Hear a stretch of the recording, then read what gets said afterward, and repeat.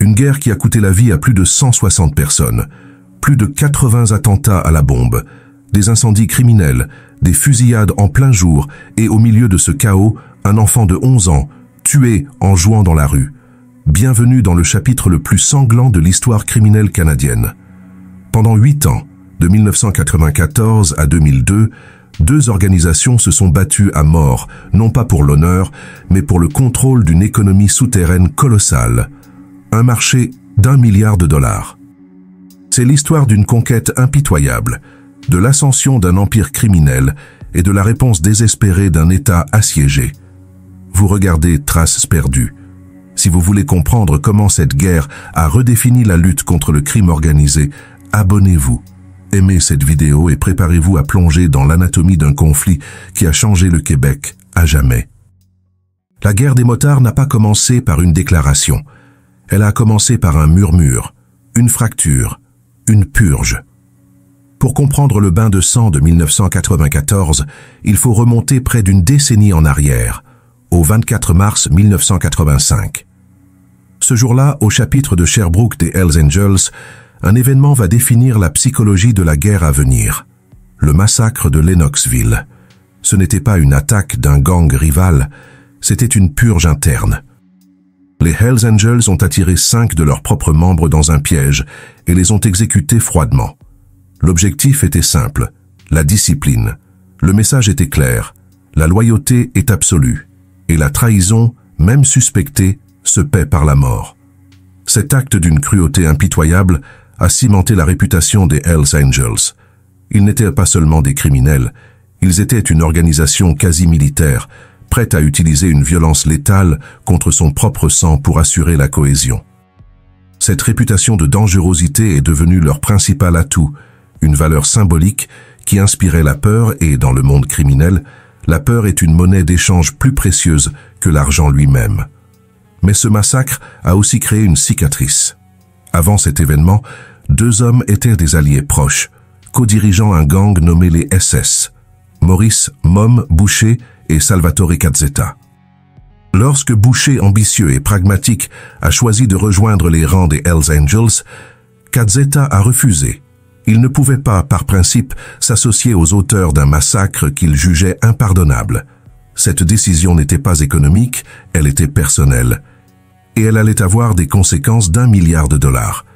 En 1986, en réponse directe à la purge de Lennoxville et à la décision de Boucher, Salvatore Cazzetta et son frère Giovanni fondent la Rock Machine. Pendant des années, un équilibre précaire, une sorte de guerre froide s'installe. Une coexistence pacifique prévaut, non pas par amitié, mais par un respect mutuel forcé.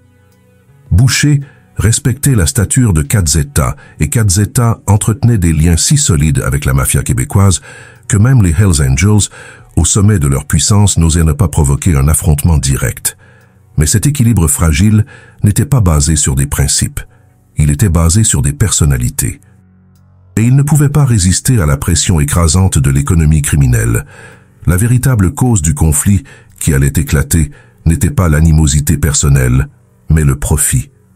Au début des années 90, le marché des stupéfiants au Québec était une manne financière presque inimaginable, estimée à 1 milliard de dollars par an. Les Hells Angels, déjà une puissance, détenaient un monopole quasi total sur la production et la distribution de méthamphétamine à travers le Canada. Mais ce n'était pas suffisant. Ils voulaient tout. La guerre a été déclenchée par une décision stratégique de Maurice Boucher, établir un monopole absolu sur l'ensemble de ce marché lucratif, et pour cela, il fallait éradiquer la Rock Machine. Le conflit n'a pas éclaté spontanément. Il a attendu un signe de faiblesse, une opportunité stratégique, et cette opportunité est arrivée en 1994. Salvatore Cazzetta, le fondateur charismatique, le leader stabilisateur de la Rock Machine, l'homme qui tenait la mafia en respect, est arrêté en Floride. Il est condamné pour une tentative d'importation de cocaïne. Du point de vue de Maurice Boucher, c'était une décapitation organisationnelle. La Rock Machine était vulnérable, son chef hors jeu. Boucher, agissant non pas comme un motard impulsif, mais comme un PDG impitoyable, aperçut ce vide de pouvoir et a immédiatement lancé ce qui s'apparente à une offre publique d'achat hostile. L'ultimatum fut clair et brutal. Tous les trafiquants de drogue indépendants et tous les membres de la Rock Machine à Montréal devaient désormais s'approvisionner exclusivement auprès des Hells Angels. C'était une déclaration de soumission ou de mort. La Rock Machine, même sans son chef, a refusé de plier. Le refus de se soumettre à ce monopole, de céder des parts de ce marché aux gains faramineux, a signé le début de la guerre. Le 13 juillet 1994, la première victime tombe. Pierre Daoust, membre d'un club-école des Hells Angels, est assassiné. La mèche était allumée. Une guerre de 8 ans venait de commencer et le sang allait bientôt couler dans les rues, bien au-delà des cercles criminels. Cette guerre n'était pas un simple combat de rue. C'était un affrontement entre deux structures organisationnelles, deux philosophies du crime. D'un côté, une corporation centralisée et impitoyable. De l'autre, une coalition de résistance, une alliance hétéroclite. Au cœur de la machine de guerre des Hells Angels se trouvait un homme, Maurice Mom Boucher. Boucher n'était pas un simple chef de chapitre. Il dirigeait une innovation stratégique redoutable, les nomades. Ce chapitre d'élite, inspiré du modèle scandinave, était unique en son genre. Ses membres n'avaient pas de territoire géographique fixe. Ils n'étaient pas enchaînés à la gestion d'un quartier. Ils agissaient comme une escouade d'exécution mobile, une unité de gestion stratégique qui supervisait l'ensemble des opérations criminelles de l'organisation à travers la province. C'était le conseil d'administration de l'Empire, et leur seul but était l'expansion et la protection des vastes gains de l'organisation. Cette structure de commandement centralisé était soutenue par un modèle économique brillant, un système de franchise descendant ou top-down. Les Hells Angels étaient la société mère, et en dessous d'eux, un vaste réseau de clubs-écoles, des noms comme les Rockers, les Death Riders, les Demon Keepers, les Evil Ones, les Jokers, le Rowdy Crew, agissaient comme des franchisés. Ces clubs subordonnés géraient le crime de rue, la vente au détail, ils menaient les attaques en première ligne et surtout, ils servaient de tampons. Ils absorbèrent les risques, ils prenaient les balles et ils protégeaient la haute direction des Hells Angels des poursuites judiciaires. C'était une structure pyramidale conçue pour que l'argent remonte et que les risques descendent. La force de cet édifice ne reposait pas seulement sur les armes, mais sur la réputation. L'invincibilité des Hells Angels était une croyance si profondément ancrée qu'elle devenait une prophétie auto-réalisatrice. Cette aura de danger conférait au club une valeur économique et symbolique immense, attirant les recrues et terrifiant les concurrents. Face à cette machine de guerre corporatiste, la Rock Machine présentait une structure organisationnelle fondamentalement différente, presque artisanale en comparaison. Fondée sur le charisme et les principes des frères Salvatore et Giovanni Cazzetta, l'organisation a été frappée par une crise de leadership catastrophique avant même que le premier coup de feu majeur ne soit tiré. L'arrestation de Salvatore en 1994, suivie de près par l'incarcération de Giovanni, a littéralement décapité le club. Ses fondateurs charismatiques, les seuls capables de maintenir l'unité et le respect, étaient hors jeu. Le commandement est devenu un siège éjectable, instable et réactif. Il est d'abord passé à Claude Vézina, puis, le 11 septembre 1997, à Frédéric Fred Faucher, qui fut promu président national. Mais cette succession rapide, en pleine guerre, contrastait violemment avec la stabilité de fer du commandement de Boucher. En infériorité numérique, militairement surclassée et privée de ses leaders, la Rock Machine a été contrainte d'adopter une stratégie de coalition bottom-up, une réponse asymétrique désespérée. Ils ont formé ce qui est devenu connu sous le nom de l'Alliance. C'était une confédération de groupes criminels indépendants, unis non pas par une loyauté indéfectible ou une structure commune, mais par un seul intérêt partagé, leur opposition féroce au monopole que les Hells Angels tentaient d'imposer. Cette coalition, parfois surnommée le Dark Circle, regroupait des acteurs majeurs de la scène criminelle montréalaise, notamment le puissant clan Pelletier et le Palmer's MC. Sur le papier, cette alliance augmentait leurs effectifs et leur portée. Mais dans la réalité, cette structure décentralisée était leur plus grande faiblesse stratégique. Contrairement à la hiérarchie rigide et quasi militaire des Hells Angels, où les ordres de Boucher étaient exécutés sans question, l'Alliance était une fédération d'intérêts divergents. Elle était intrinsèquement moins stable, plus lente à réagir et bien plus vulnérable aux pressions internes et, surtout, aux infiltrations policières. La guerre qui s'annonçait n'allait pas seulement opposer des hommes, mais deux modèles économiques et structurels. Et l'un d'eux était bien mieux conçu pour une guerre d'usure totale. La guerre qui s'est ensuivie n'était pas une série de règlements de comptes discrets, cachés dans l'ombre. Ce fut une campagne de terreur publique conçue pour une seule chose, paralyser le rival et intimider la population. Pendant 8 ans, le Québec a vécu au rythme des explosions et des manchettes sanglantes. Le bilan final est digne d'une zone de guerre. Plus de 160 morts, plus de 180 blessés, 130 incendies criminels et surtout plus de 80 attentats à la bombe. C'était une véritable guerre urbaine. Les deux camps ont utilisé des explosifs puissants pour cibler les repères, les entreprises et même les résidences privées de leurs ennemis. La stratégie des Hells Angels était claire. Déloger physiquement et économiquement la Rock Machine du lucratif marché de Montréal. Mais la Rock Machine, bien qu'en infériorité numérique, a riposté avec une férocité égale. En février 1997, leur chef, Frédéric Faucher, a orchestré un attentat à la bombe audacieux contre le clubhouse des Hells Angels à Québec. L'arsenal qu'ils amassaient témoignait de leurs intentions. En mai 1997, une saisie policière a révélé un entrepôt appartenant à la Rock Machine contenant 325 kg d'explosifs, y compris du TNT. Le conflit a même débordé des frontières. En janvier 1995, un membre de la Rock Machine a été exécuté dans un Hard Rock Café à Acapulco, au Mexique.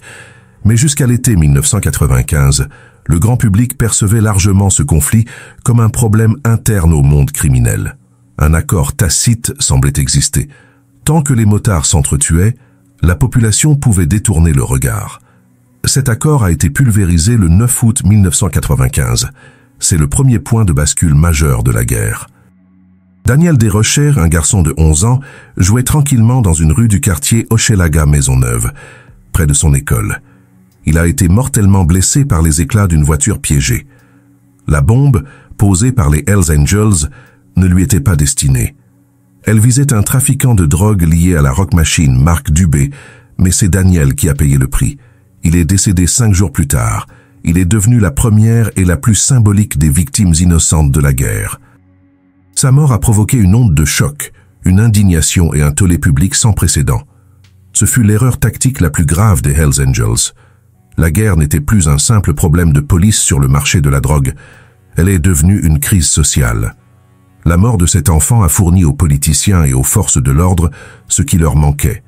Le capital politique et la volonté publique inébranlable pour lancer une réponse étatique massive.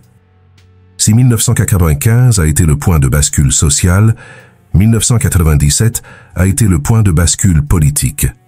C'est à ce moment que Maurice « Mom » Boucher a commis son acte d'orgueil le plus fatal, son hubris stratégique. Il a décidé de passer du statut de chef criminel dominant à celui d'insurgé défiant l'État lui-même.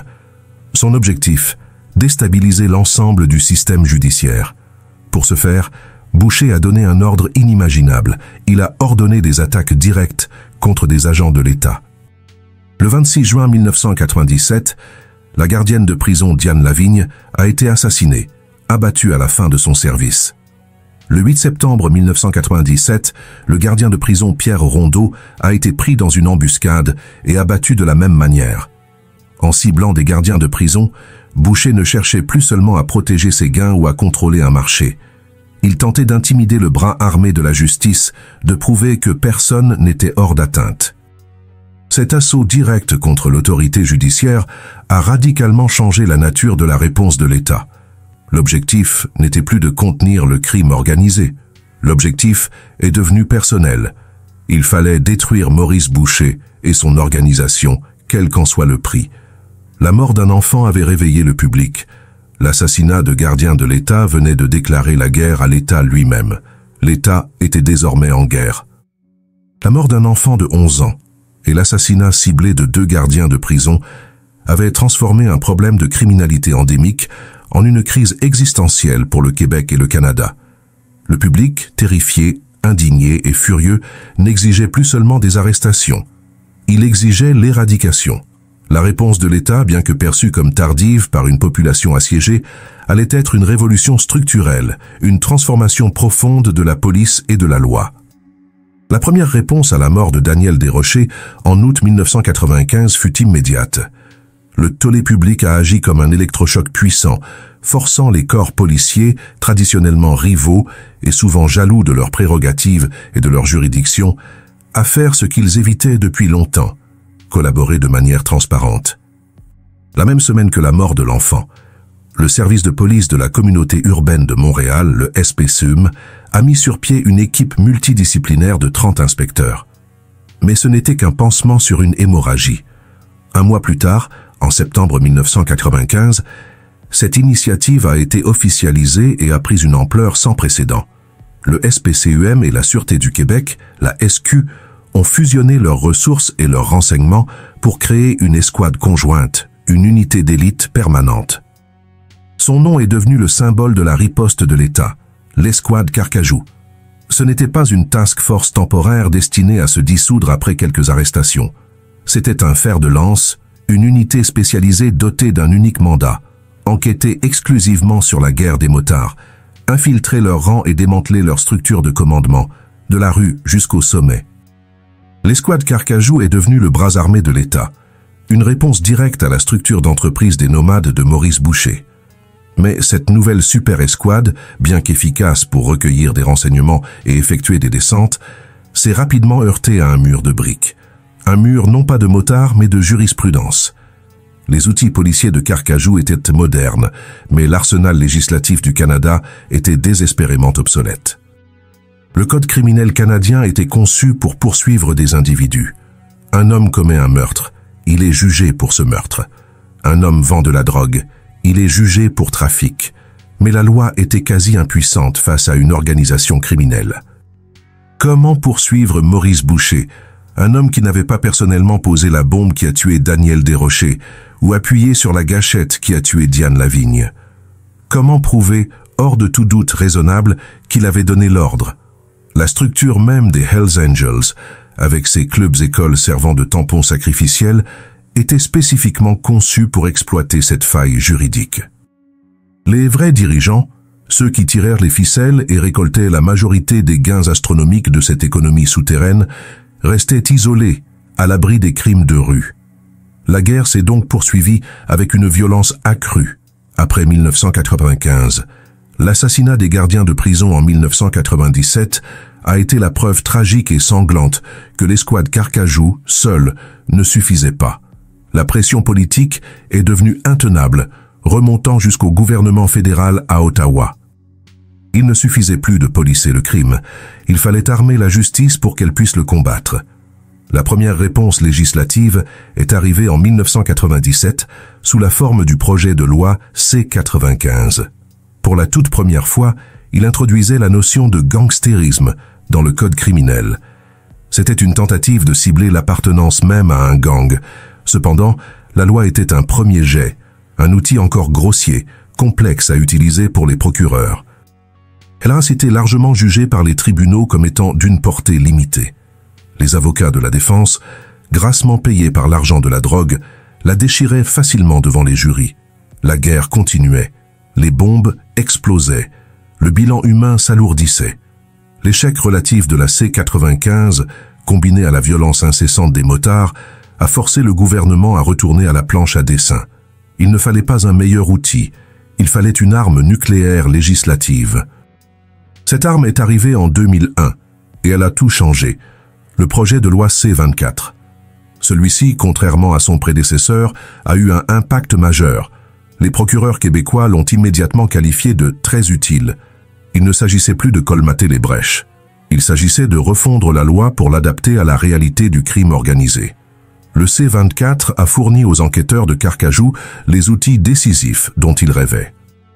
Il a grandement facilité l'obtention d'autorisations d'écoute électronique, permettant à la police d'entendre les stratégies criminelles en temps réel. Il a facilité l'infiltration des organisations par des agents ou des informateurs. Il a rendu plus aisée l'obtention de la détention préventive, empêchant les chefs de continuer à gérer leurs empires depuis leurs cellules en attendant leur procès. Et il a créé des peines planchées plus longues et bien plus sévères. Mais l'élément le plus crucial, le cœur du C24, était une définition nouvelle, plus claire et infiniment plus forte de l'infraction de participation à une organisation criminelle. Désormais, les procureurs n'avaient plus besoin de prouver qu'un membre avait commis un meurtre spécifique. Ils devaient seulement prouver qu'il participait activement aux activités d'une organisation dont ils savaient, ou auraient dû savoir, qu'elle commettait des crimes graves. C'était un changement de paradigme. La loi ne ciblait plus seulement l'acte, elle ciblait l'organisation elle-même.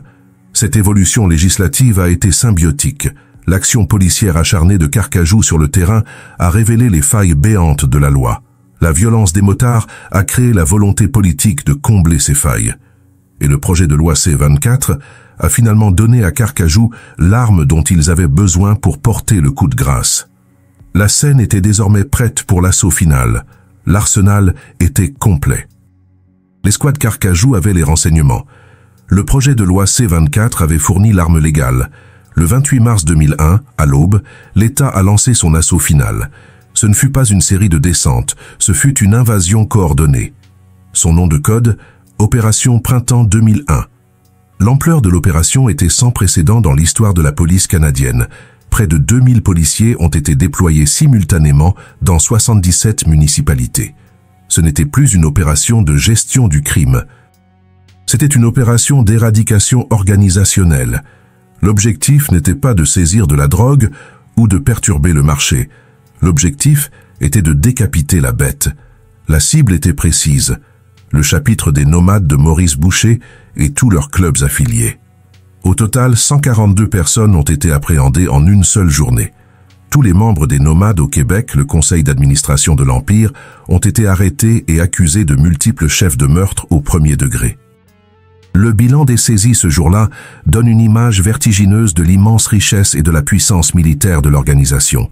288 perquisitions, 20 immeubles saisis d'une valeur de 12 millions de dollars et surtout 12,5 millions de dollars en argent comptant. Les policiers ont également saisi 70 armes à feu, dont un Uzi et un pistolet mitrailleur cobré, un bâton de dynamite et, preuve de leur niveau de préparation paramilitaire, un lance-roquettes. Mais cette opération massive, aussi spectaculaire soit-elle, n'était que le marteau. Le véritable levier qui allait faire s'effondrer l'édifice venait de l'intérieur. L'utilisation de délateurs n'a pas été la cause de la chute des Hells Angels, mais le symptôme que la pression implacable de l'État avait déjà brisé leur cohésion. L'omerta, le code du silence sacré qui protégeait l'organisation et ses gains, s'est fissuré sous une nouvelle peur. Pour la première fois, la peur de l'État, la certitude de longues peines de prison garantie par la nouvelle loi C24, avait surpassé la peur du club. L'homme qui allait porter le coup fatal était Stéphane Godas Gagné. Membre des Rockers, le principal club-école des Hells Angels, Gagné a été arrêté en décembre 1997 pour les meurtres des gardiennes de prison, Diane Lavigne et Pierre Rondeau. Il était l'un des exécutants. Face à la perspective d'une vie entière en prison, Gagné a parlé. Ses aveux et son témoignage sont devenus la pièce maîtresse du dossier de l'État. Il était le lien direct, la preuve vivante qui reliait l'homme au sommet, Maurice « Mom » Boucher, à l'ordre explicite d'assassiner les agents de l'État. La poursuite de Boucher est devenue le symbole de cette nouvelle guerre judiciaire. Sur la base du témoignage de Gagné, Boucher a été arrêté dès 1997. Mais le système n'était pas encore prêt. Un premier procès tenu en 1998, avant l'arsenal complet du C24, s'est soldé par un acquittement retentissant. Le jury, méfiant envers la crédibilité d'un unique délateur, a laissé Boucher repartir en homme libre. C'était un échec cuisant pour l'État, une humiliation publique. Mais l'État n'a pas lâché prise. Il a fait appel. Un second procès a été ordonné. Cette fois, le contexte avait changé. La couronne était mieux préparée.